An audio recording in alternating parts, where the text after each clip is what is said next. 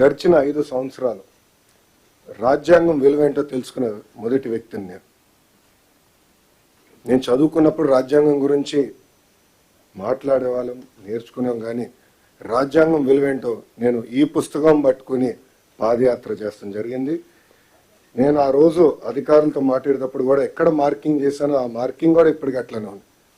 దీంట్లో మనం చూస్తే right to freedom article 19, freedom of speech, freedom of expression ఏదైతే రాజ్యాంగం మనకు కల్పించిందో అది నేను పాదయాత్ర ప్రారంభిస్తాం కానివ్వండి, దాని ముందల గౌరవ ముఖ్యమంత్రి గారు ప్రతిపక్ష నేతగా ఉన్నప్పుడు అధికారులు అది సరిగా పాటించలేదు.